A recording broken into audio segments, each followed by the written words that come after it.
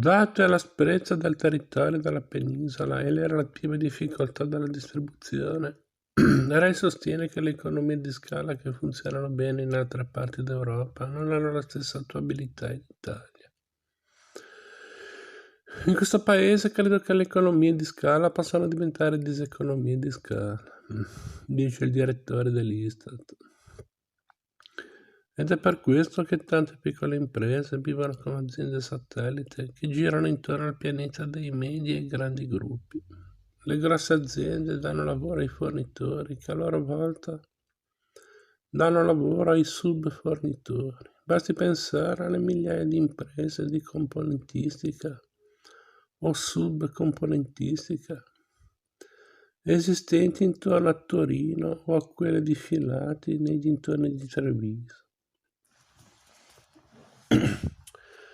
Quando le cose vanno bene, questo sistema funziona benissimo, ma quando un grosso gruppo ha difficoltà o decide di ridurre unilateralmente i prezzi pagati ai piccoli, come è già avvenuto e avviene ancora oggi, questa struttura miracolosa diventa un problema, un rischio, potenzialmente anche mortale.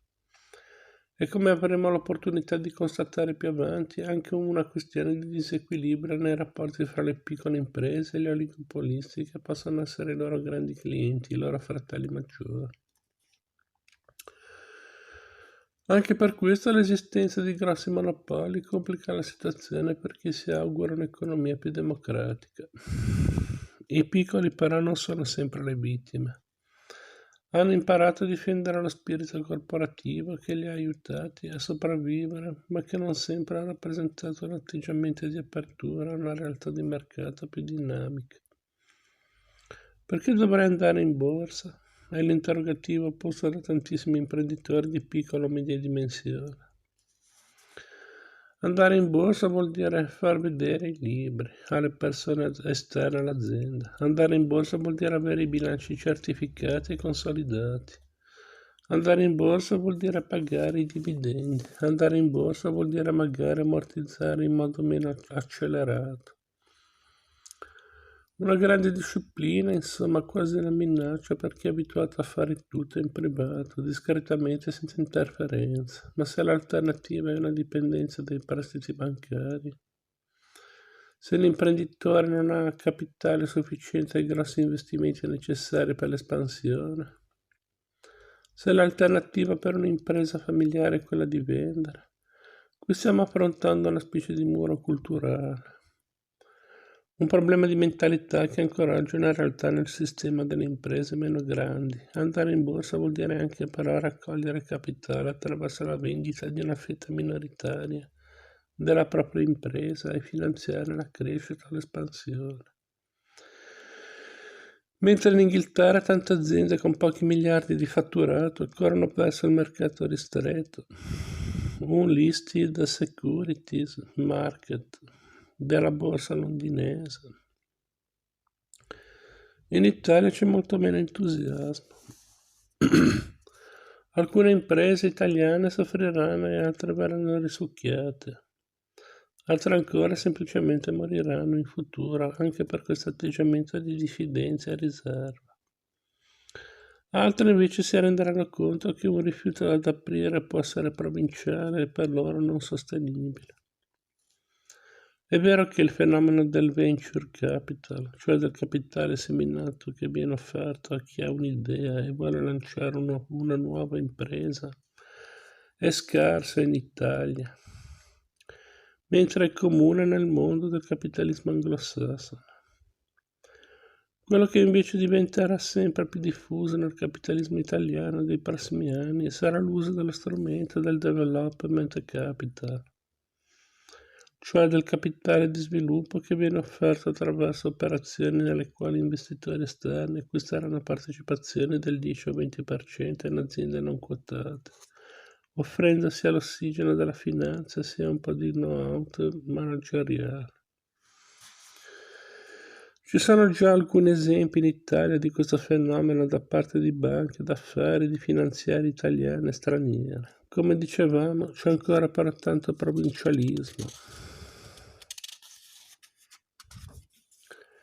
È anche tanto campanilismo fra troppi piccoli imprenditori. Se le piccole imprese che hanno pochi miliardi di fatturato si fanno guerra fra di loro, rischieranno sicuramente di cancellarsi quando il mercato dell'acciaio diventerà più aperto, o quando verranno in Italia aziende straniere capaci di rappresentare in tanti settori una concorrenza fatale per i piccoli, o quando alcuni dei grossi gruppi italiani, colpiti dalla concorrenza a livello più stratosferico, taglieranno le commesse ai piccoli satelliti della loro costellazione. È per questo che chi si chiede se ce la farà il capitalismo dei piccoli deve anche pensare a quello che fino ad oggi sembrava impensabile. Andare, se possibile, è utile, in borsa senza rammarico e imbarazzo.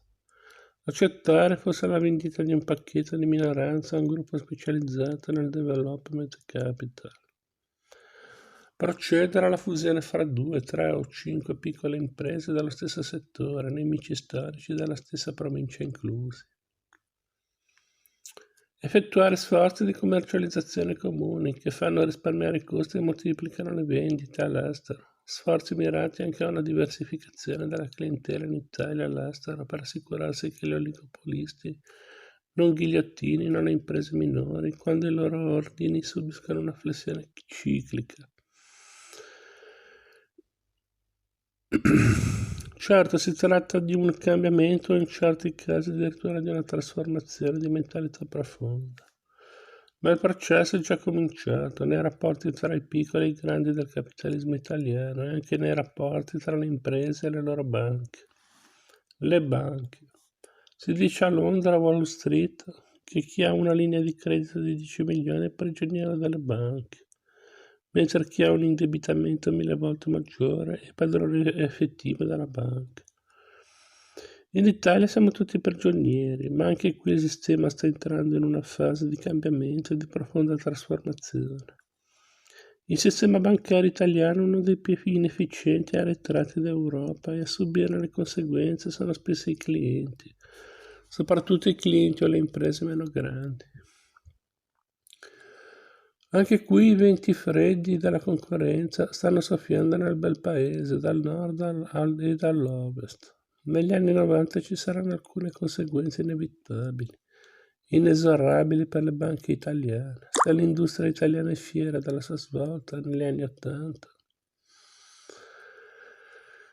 se gli oligopolisti dipendono spesso dai loro protetti mercati nazionali e rischiano di perdere energia e tempo preziosi con giochi di potere e diversificazioni orizzontali, se l'industria statale se l'è cavata bene negli ultimi anni, ma adesso rischia di nuovo la lottizzazione politica.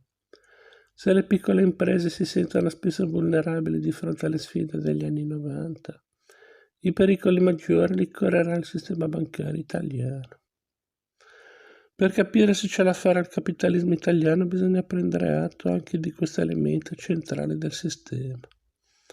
Bisogna capire che cosa sta succedendo nel mondo bancario e per comprendere ciò bisogna dare uno sguardo non solo alle istituzioni, ma anche ai capitani del sistema, ai personaggi che governano, comprano, vendono e lottano, i banchieri.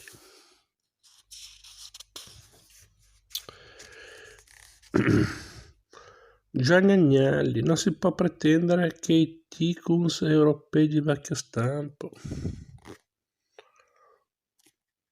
riconoscano che la loro epoca d'oro stia tramontando. Cesare era un mito, un manager romano nel nord Italia.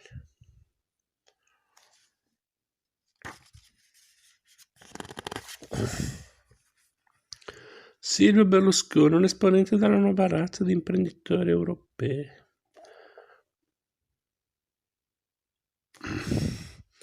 Carlo De Benedetti.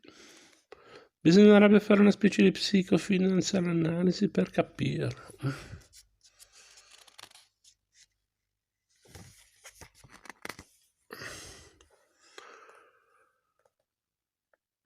Raul Gardini, un uomo che gioca con i cespiti del settore della chimica come si gioca a poker.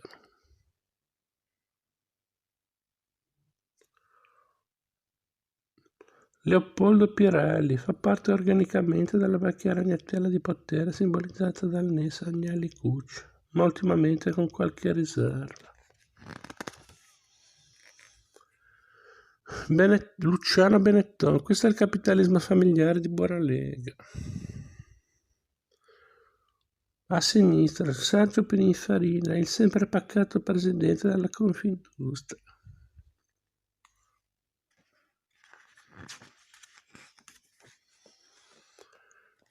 Franco Reviglio, Leni che ha trovato davanti a sé era un bidone della spazzatura, un ente gestito e mal gestito, con un ufficio di presidenza che sembrava più una porta girevole che un ponte di comando. Romano Prodi, paffuto, gioviale, quasi giocondo, Prodi soprattutto instancabile, ha risanato l'IRI in 7 anni. Gianni De Michelis con Leonardo Di Donna, ritratto di due socialisti al principio degli anni '80, uno il candidato per la presidenza dell'ENI, l'altro il ministro per le partecipazioni statali.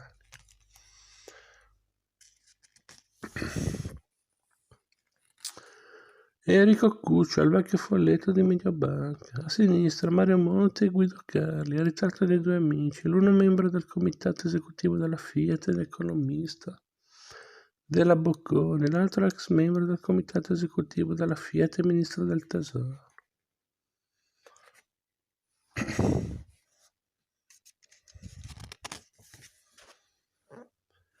Carlo Azeglio Ciampi, quel livornese testardo e brillante, il governatore della Banca d'Italia.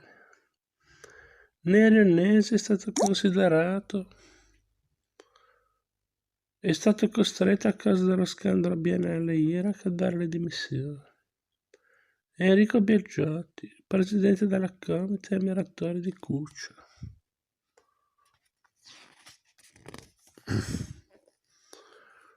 Guido Rossi, Cesare Zandano, Francesco Micheli.